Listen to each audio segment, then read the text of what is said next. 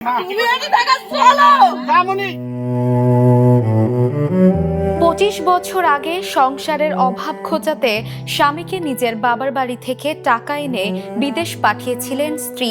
বছরের পর বছর অপেক্ষা করেছেন একদিন স্বামী ফিরবেন, আবার একসঙ্গে নতুন করে সংসার গড়বেন। কিন্তু সেই অপেক্ষার শেষ নাকি হলো এক নির্মম বাস্তবতায়। দেশে ফিরে প্রথম স্ত্রীকে না জানিয়েই দ্বিতীয় বিয়ের আসরে বসেন ওই ব্যক্তি, আর ঠিক তখনই হাজির হন তার মেয়ে। এরপর যা ঘটেছে তা দেখে আবেগ আপ্লুত হয়েছেন লাখো মানুষ।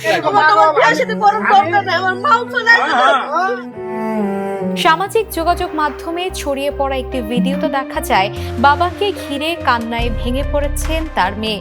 বাবাকে বারবার নিবৃত্ত করার চেষ্টা করেও ব্যর্থ হয়ে বুক ভাঙা কণ্ঠে তিনি বলতে থাকেন, আমাকে জন্ম দিয়েছো ঠিকই বাবা, কিন্তু একবারও আমার কথা ভাবলে না। মেয়ের এই আকুতি উপস্থিত অনেককেই আবেগ আপ্লুত করে তোলে। ভাইরাল ভিডিও ঘিরে বিভিন্ন সূত্রে জানা যায়, বহু বছর আগে পরিবারটি ছিল চরম আর্থিক সংকটে। সংসারের অবস্থার উন্নতির আশায় প্রথম স্ত্রী নিজের পরিবারের কাছ থেকে অর্থ সংগ্রহ করে স্বামীকে প্রবাসে পাঠান।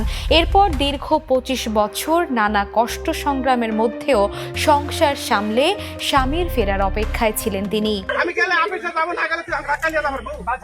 অভিযোগ রয়েছে, দেশে ফেরার পর পারিবারিক কলহকে কারণ দেখিয়ে প্রথম স্ত্রীকে আড়ালে রেখেই দ্বিতীয় বিয়ের আয়োজন করেন ওই ব্যক্তি। বিষয়টি জানতে পেরেই বিয়ের অনুষ্ঠানে ছুটে যান তার মেয়ে।